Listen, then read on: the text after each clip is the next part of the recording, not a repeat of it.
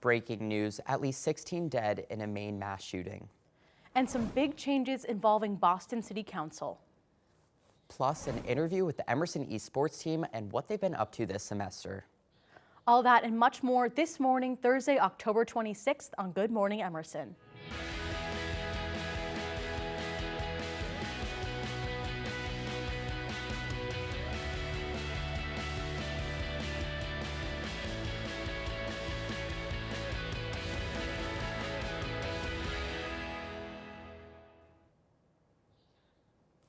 Good morning, Emerson. I'm Drew Mitchell. And I'm Katie Delaney. Let's get right into it. With today's breaking news, one of our WEBN correspondents, Emily Martinez, is reporting to us live in the JPC. Thanks, Drew and Katie. Welcome to this WEBN News Update. I'm Emily Martinez, here with today's top stories. At least 16 people were killed last night in a mass shooting in Lewiston, Maine. The death toll could be as high as 22.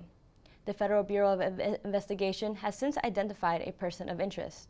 Now we're encouraging everyone, shelter in place, schools are closed, businesses are closed, stay home with your loved ones right now, and just pray for the victims of last night's terrible tragedy. Law enforcement is attempting to find Robert Card, a firearms instructor with military experience. According to senior law enforcement, Card may have a police scanner and could be actively listening to some of their movements. The FBI has added dozens of agents and a SWAT team to the scene. The Israel-Hamas war has entered its 20th day. Last night, Israel used tanks to conduct targeted raids on terrorist sites in Gaza. In a televised address, Israeli Prime Minister Benjamin Netanyahu said Israel is preparing for a ground invasion. He did not provide any dates.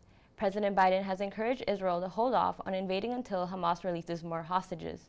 Biden is currently working with other regions to send more aid into Gaza. China announced this morning they will send $2 million to help the humanitarian crisis in the region. Yesterday afternoon, Representative Mike Johnson of Louisiana won the election for the 56th Speaker for the House of Representatives. The GOP nominated Johnson on Tuesday night as their next House Speaker after their third nominee, Tom Emmer, dropped out the race hours after being nominated. Johnson beat Democrat Hakeem Jeffries by 11 votes. The staunch President Trump ally supported the overturning of the 2020 election. The Angels aren't rolling their eyes at this one. Taylor Swift's 4-year-old song, Cruel Summer, hit #1 on Tuesday. This marks the singer's 10th time topping the Billboard Hot 100 charts. The song's featured on her album 2019, Lover. It was supposed to be released as a single prior to the pandemic. Cruel Summer re-entered the Billboard 100 this June after videos of her Eras Tour performance of the song hit TikTok. Swift recently released an EP with the live version of the song and discounted the track for digital sales. Last week, the song received 19 million streams in the U.S. That's all for today's WEBN News Update. Hey guys, are you ready for 1989 Taylor's version tomorrow?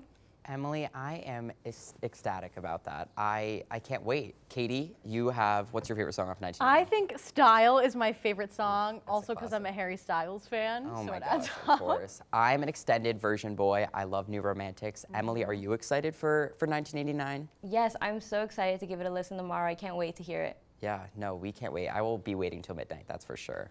Well, thanks so much, Emily, for all that. In some big baseball news, the World Series is coming up. And with more on that and other sports news, let's head over to our sports correspondent, Noah Berkowitz. What's up, Noah? Thanks, Drew. Baseball buzz. The Arizona Diamondbacks and the Texas Rangers will face off in baseball's ultimate showdown for a chance to become World Series champions. Following the Diamondbacks' Game 7 victory over the Phillies and the Rangers' Game 7 triumph over the Astros, the matchup was set. Few predicted this meeting, with preseason odds for the two to clash at 1,750 to 1. The electric Texas offense will be looking to put up numbers early, as will MVP candidate and postseason performer Corey Seager. Looking to stop them will be pitchers Merrill Kelly and Paul Sewell. In a 7-game stint with no glamour teams, including the Yankees, Dodgers, and Red Sox, it'll be interesting to see which smaller market team starts next season as a title defender. Game 1 will be live on Friday at 8. And basketball is back. The NBA regular season kicked off with an opening night doubleheader featuring the Los Angeles Lakers facing off against the defending champion Denver Nuggets and the Golden State Warriors versus the title favorite Phoenix Suns. Prior to the Nuggets game tip-off, players received their championship rings, which might have lit a fire in their stomachs to go out and get a dub as the Nikola Jokic-led side won 119-107. In Golden State, the Stephen Curry-backed Warriors were unable to grind out a win of their own, falling by just 2 points. The Suns were without new star acquisition Bradley Beal, yet were still able to fight their way on top in a back-and-forth game. Devin Booker led all scorers on the night, dropping 32 points. However, the highlight of the night came from the earlier game when Nikola Jokic tallied a triple-double. All 4 teams will have 81 more games to battle it out until playoff time in June. And college sports scandal. The University of Michigan is in the midst of a massive sign-stealing scandal that could see the school face a greater punishment than the Patriots received for the infamous Spygate. Connor Stalions, the suspended staffer for Michigan, is at the center of the investigation. He allegedly bought tickets in his own name to over 30 games over the past 3 years at 11 different Big Ten schools. The NCAA is said to have a major paper trail as well as video and electronic evidence. Stalions allegedly filmed opposing team sidelines over the course of entire games.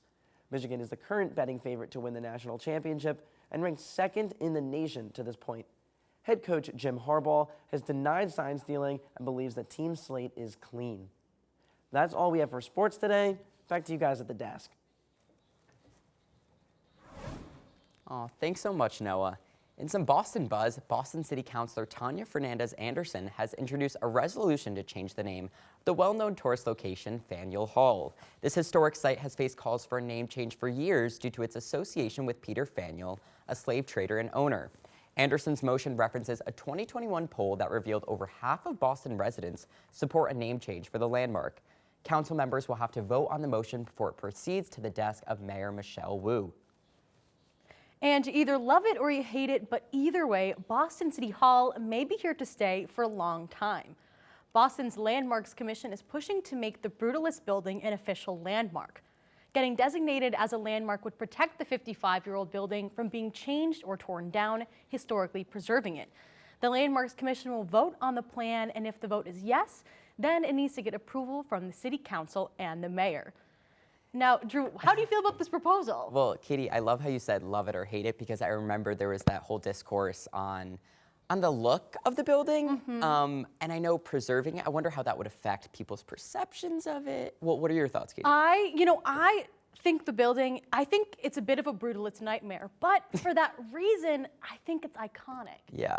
I think the dislike that people have for it is part of what makes it an iconic building. Exactly. I love that. Well, we're going to actually head to a quick commercial break, but we'll be right back.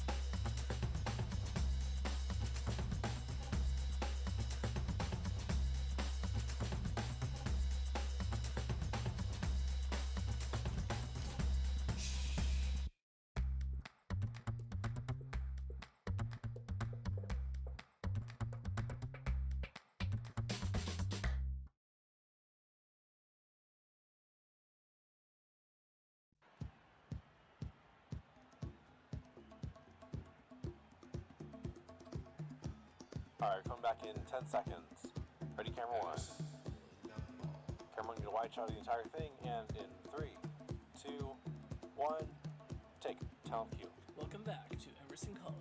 Emerson trails Camera 4, get a shot of the players coming across the court. 10 seconds left. Emerson trails by 1 point. As Camera the 2 team close on the person finishes shooting. their time. Thanks, Joe. With 10 seconds left, Emerson is hoping to pull away and score this game. Camera 1, get a close up, follow them over. Emerson trails WPI 10 points. 10 seconds left. Emerson trails by 1 point as the team finishes their time. Camera 1, close up on number 33. Thanks, Joe. With 10 seconds left, Emerson is hoping to pull away and score. Follow the ball, follow the ball.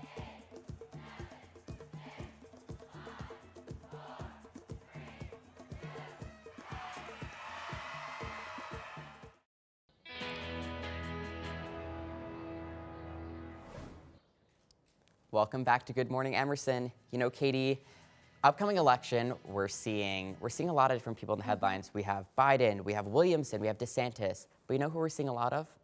Trump.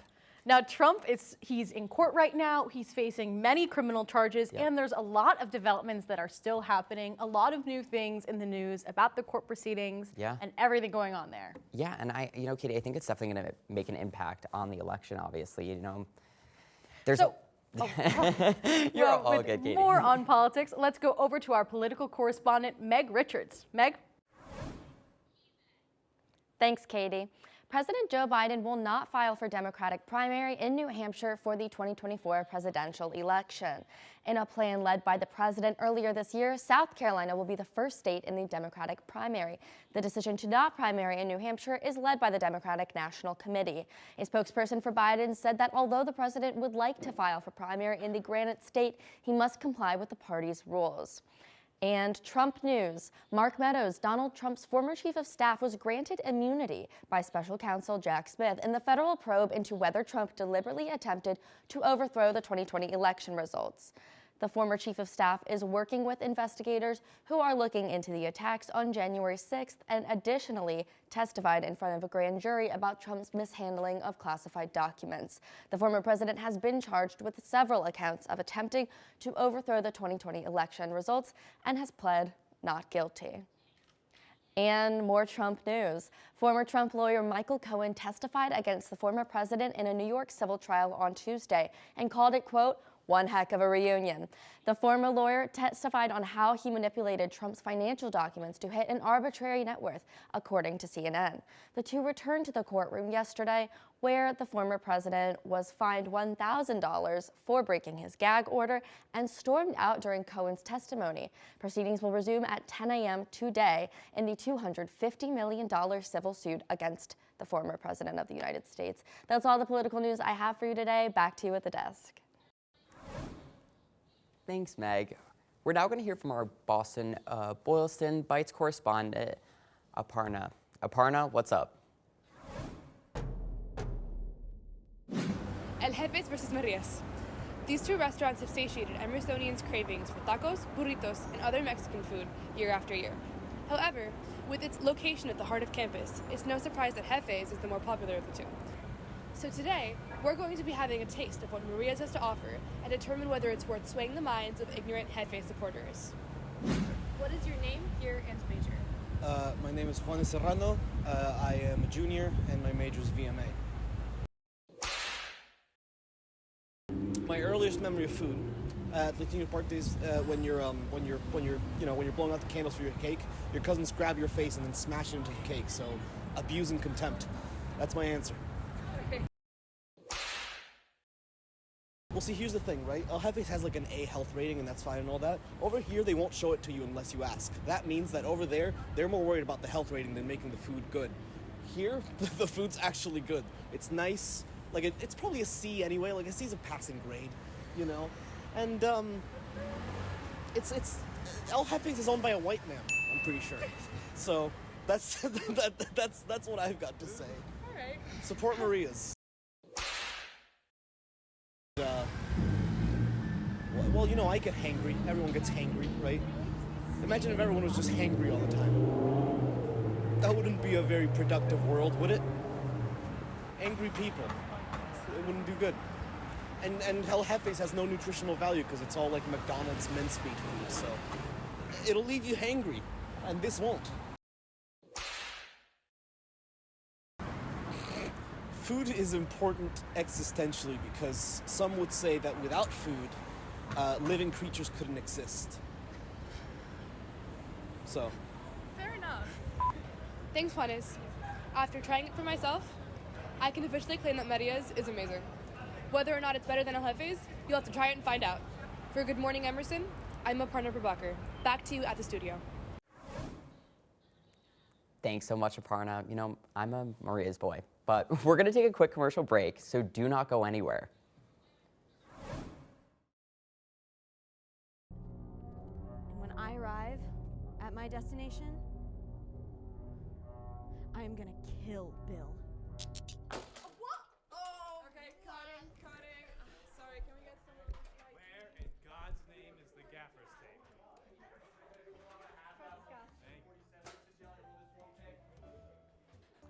I'm Nate. And I'm Casey, and we're the National Broadcasting Society. Come out to some of our weekly workshops, or work on some of our sets. Explore the bigger picture with NBS. We'll see you there. All right, let's get another take.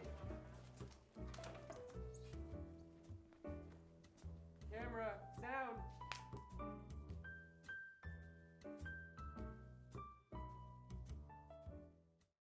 So yeah, it's like Emerson's very own late night talk show. We've got games like Jimmy Fallon, and we're hot like Jimmy Kimmel, and we've got guests. I'm gonna talk to them. You can talk too, I guess.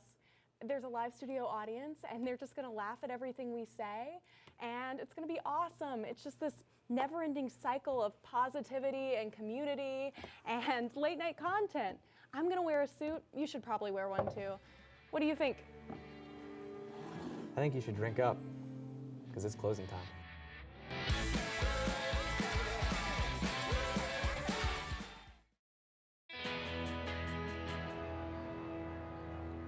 Welcome back to Good Morning Emerson. Now, Drew, one of the shows right now that's making a lot of headlines is Dancing with the Stars. Yes, yes, it is indeed. And Katie, it's so funny when we talked about this beforehand. I thought you were going to mention like Harry Jowsey's kind of questionable dance moves on the show, but you have more information on other aspects. There's a lot going on. We found out why Tom Bergeron left the show, and there was also the other night a video for Len Goodman, who passed away last year, a tribute for him, which was really moving. It was a very emotional moment for the show. So yeah, and we're going to hear more about it from Ella. Yeah, definitely. So we're heading over to our entertainment correspondent, Ella Schaefer. What's up, Ella? Thanks, Drew. Former Dancing with the Stars host Tom Bergeron revealed the real reason why he left the show back in 2020. Bergeron explained on former pro Cheryl Burke's podcast that his departure had to do with politics. According to Bergeron, studio executives went against his advice to stay out of the political sphere when they cast former White House press secretary Sean Spicer in 2019. He considered their decision a betrayal and decided to leave the show after that season. Bergeron hosted Dancing with the Stars for 15 years and 28 seasons. And more Dancing with the Stars news. An emotional tribute to late head judge of Dancing with the Stars, Len Goodman, aired on Tuesday. Pro dancers from the show returned to perform a special dance dedicated to Goodman, who passed away in April, just 4 months after announcing his retirement from the competition show. Choreographed by pros Jenna Johnson and Val Chmerkovsky, the number was a waltz to Henry Mancini's Moon River, a dance style and song that they said Goodman loved. And some news on Pink. Singer-songwriter Pink almost died of a drug overdose as a teenager, she revealed to 60 Minutes during an interview that aired Sunday. Pink described herself as off the rails during that period of time in her life, explaining that she was a rule breaker back in the 90s. In 1995, she took a combination of drugs at a rave that almost took her life, and she then stopped using hard drugs immediately after. Just weeks after the incident, Pink obtained a record deal with an all-girls R&B group, and launched her hugely successful solo career years after. That's all I have in entertainment news today. Now we're going over to Drew and Katie. Well, thanks so much, Ella. We're going to take a quick commercial break, but when we come back, we're going to be sitting with Emerson Esports team, so do not go anywhere. Maggie, did you print up the scripts yet? No, that was your job. Maggie, oh my God, I do it every week. No, I told you this is the one but we I talked didn't about want this. responsibility. Okay, I need to pick my wedgie. Oh my God, look, they got us slushies.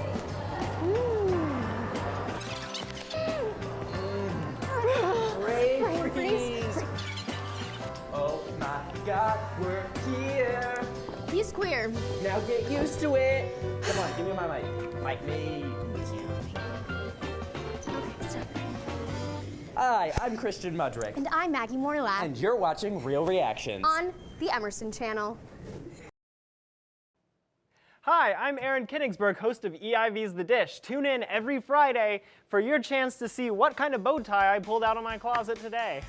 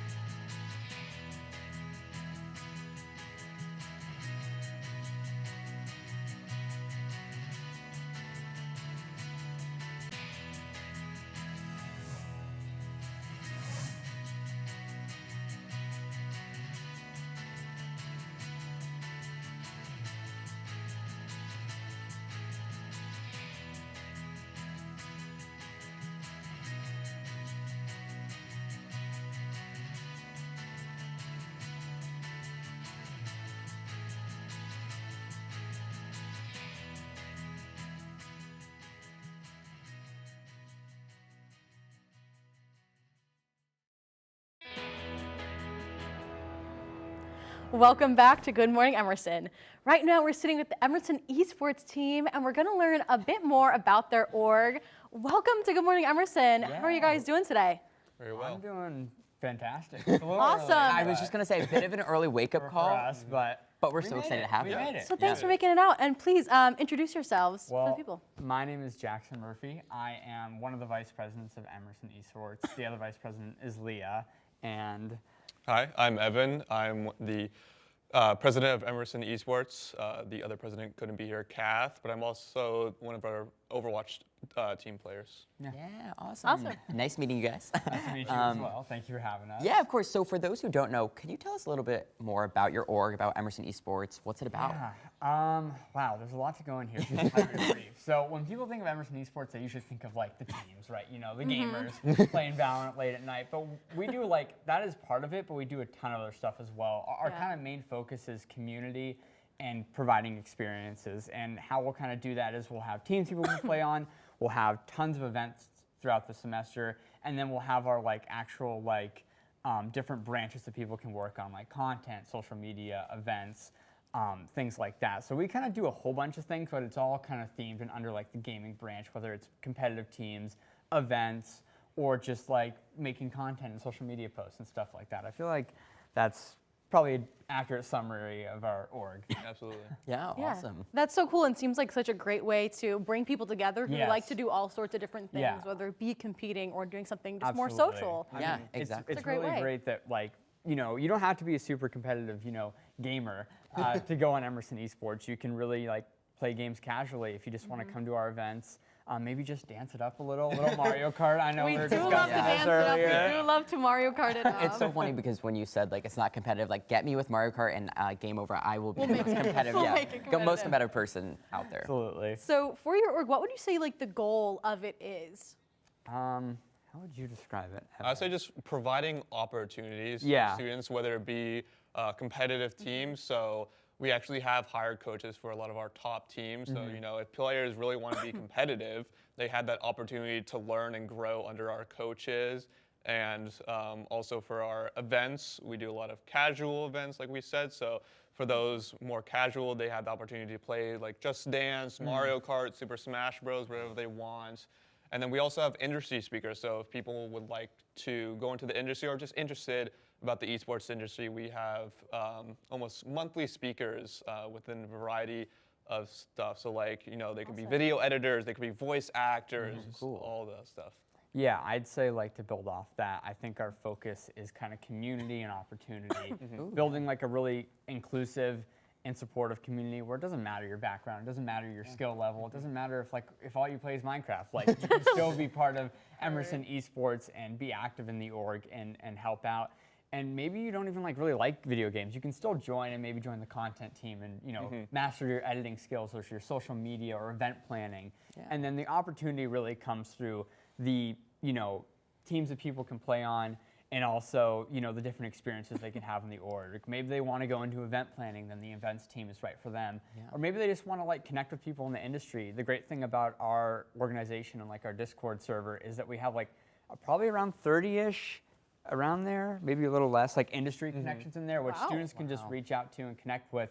And they're all across the esports industry and have tons of different backgrounds, from broadcasting to marketing to casting, you name it. That's awesome. And yeah, what a great, like you mentioned, org just to get involved in different areas and find things that you like or maybe you don't like. And just, yeah, absolutely. So Evan, you kind of touched on the competitive aspect of esports. Would you guys want to touch more on what competition looks like in the org? Yeah, this may be better for you. Yeah, so currently this semester we have 3 Overwatch teams, 2 Valorant teams, 2 Rocket League teams, Mega Strikers team, a Splatoon team, and a Super Smash Bros. Ultimate team. Yeah. So the main tournament a lot of these titles compete under is NACE, which is a collegiate organization, but some of our other teams also compete in other smaller collegiate spaces, but every now and then we also there's also Boston-based tournaments. So the Boston Uprising, which is Boston's Overwatch League team, hosts the Boston Uprising Collegiate Cup every semester, where They bring in all these New England-based schools, so like Northeastern, Fisher, all compete. But yeah. Yeah, it's kind of a mixed bag of different things. It's not exactly like with, college sports. A lot of times you think of one division, one league. Yeah. College esports, there is that, like with Nate Star League is kind of like the bigger one, but there's so many different like individual competitions happening all the time and tournaments and stuff. And that's what's kind of great about it. Yeah. Like there isn't just like one league that kind of dominates everything. It's a mixed bag and it allows a lot of different teams to shine at different moments. It just has a lot of opportunities. And like the final thing about our teams is like some of them are coached, which are by like, they're coached by like professionals, like paid staff. Not every team because, monetary, it's a little difficult. There's so many teams. Yeah, exactly. Too, There's a lot of teams as well, which for us is definitely kind of a scheduling challenge. But like we try to, provide coaching opportunities when we can, and that's kind of like one of the unique things about Emerson Esports. Yeah. Is that even though we're a student org, we're able to kind of provide this competitive experience and coach experience that you would only really find on like sports teams, like official sports teams at Emerson. Right, yeah, that's awesome. That's awesome. Love the opportunities and all that. So just to wrap it up, do you guys have any events coming up that you want to share? Oh, do we? Yeah, we gotta know. Our biggest event coming up is the 27th, correct? Yes, this coming Saturday. This coming Saturday, 6 to 9 p.m. It's our Halloween game night, so it's kind of a casual thing. You can come up, play games. We also have a costume contest. If any of you have good costumes. I'm judging. Trust, we have costumes. Okay. Yeah. Mario, Luigi. Yeah. We'll have some prizes for that too Okay. if you want to roll up. After that, all of our kind of further events are announced on our Instagram. Some ones that are in the work is we'll have an industry speaker with a voice actor for the game Valorant. Besides that, eventually we're going to have a Smash tournament sometime, hopefully November, maybe December. I'm there for trying that. November. And then late November, we're going to have an event at Versus Game and Bar, which is it's basically at Downtown Crossing. It's this like arcade. And basically, like, I think it's the first 50 people that sign up will get to attend for free. It's a super great night. Usually we have like college students from all across Boston attending. So that's kind of what's going on in the future, but feel free to just check out our Instagram, Emerson Esports, see what's cooking, see what we're doing, also our Twitter, TikTok, Discord, the whole shebang. That's so exciting. Thank you guys so much for joining us. Thank you for having us. It's been such a pleasure. To talk about our little organization and the happenings. Yeah, we're happy to have you. Well, thanks so much. That's all we have for you this morning. Once again, I'm Drew Mitchell. And I'm Katie Delaney. Thanks for waking up with us. I didn't know a camera. Look at that.